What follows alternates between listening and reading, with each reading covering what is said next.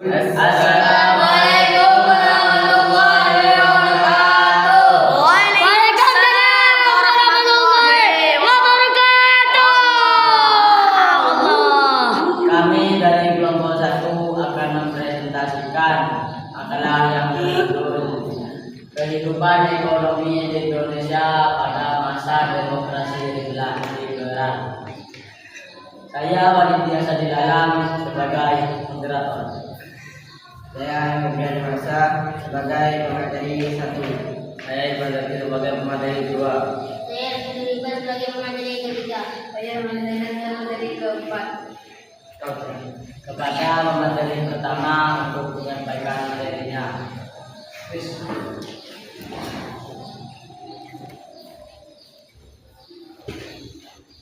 Setelah kemerdekaan Indonesia pada 17 Agustus 1945, negara menghadapi banyak tantangan, termasuk dalam bidang ekonomi. Pada tahun 1950, Indonesia mengakseskan demokrasi liberal dengan sistem parlementer yang menekankan pada kebangsaan dan pemilihan umum. Masa ini berlangsung dari pembentukan Konstitusi 1950 hingga diberlakukannya Dekret Presiden 1950 yang mengakhiri sistem parlementer dan beralih ke demokrasi tertutup.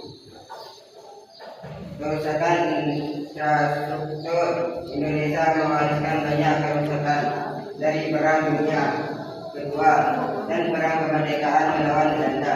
Keterbelakangan ekonomi sebagai dasar perekonomian masih bergantung pada sektor pertanian dan Indonesia masih belum memiliki industri yang cukup kuat. Keragaman ekonomi pada Belanda, Indonesia masih bergantung pada Belanda untuk perdagangan dan investasi meskipun proses dekolonisasi berjalan karena ekonomi setelah kemerdekaan. Inflasi melonjak tinggi, terutama akibat defisit anggaran negara dan kurangnya cadangan. Devisa devaluasi mata uang pada 1950 terjadi devaluasi besar terhadap mata uang Indonesia yang memperburuk daya beli masyarakat. Krisis panggang terjadi di beberapa daerah yang mengarah pada kelaparan dan masalah distribusi.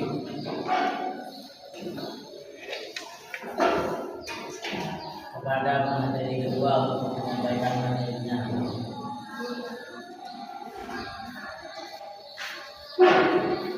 Tentang ekonomi pada masa demokrasi global. Sumber ekonomi utama. Sumber utama perekonomian Indonesia masih mengandalkan ekspor komoditas alam seperti karet, minyak, dan kopi. Kontrol atas ekonomi. Pemerintah melakukan usaha untuk mengontrol dan memonopoli perdagangan. Tapi banyak ketidakstabilan dalam pasar internasional mempengaruhi pendapat negara. Perekonomian yang tergantung pada ekspor. Pembentukan Bank Indonesia 1953. Bank Indonesia didirikan untuk mengatur moneter dan mengendalikan inflasi. Meskipun tidak sepenuhnya berhasil. Investasi asing.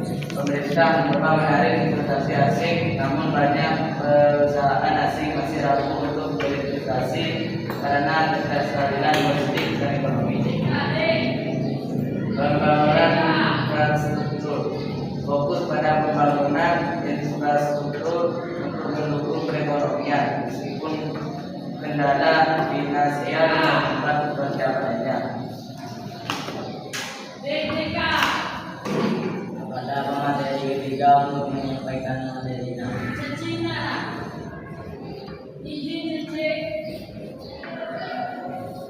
Masalah sosial dan ekonomi. Kemiskinan. Mayoritas penduduk Indonesia hidup dalam kemiskinan, terutama di daerah pedesaan. Kesenjangan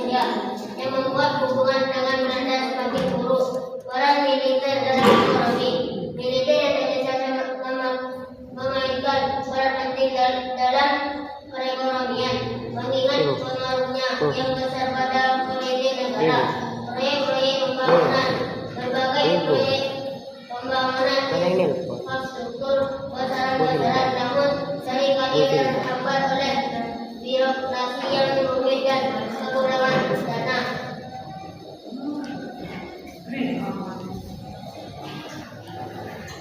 Kepada materi keempat untuk menyampaikan materinya.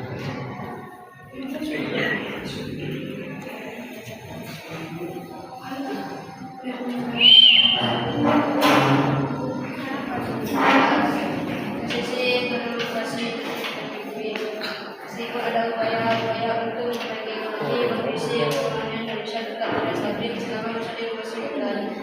Pada tahun 1997 setelah serangkaian keterkaitan politik dan ekonomi, Presiden Soekarno mengeluarkan dekret presiden yang memiliki sistem parlementer dan ketiganya ada sistem demokrasi terpimpin yang membawa perubahan besar dalam pertumbuhan ekonomi negara.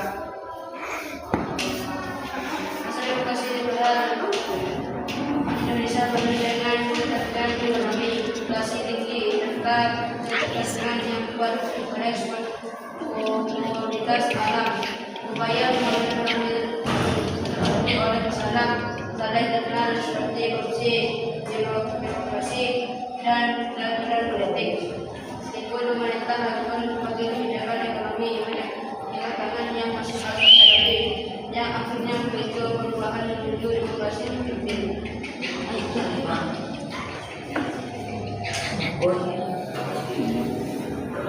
Sekian presentasi dari Bapak kami. Masalah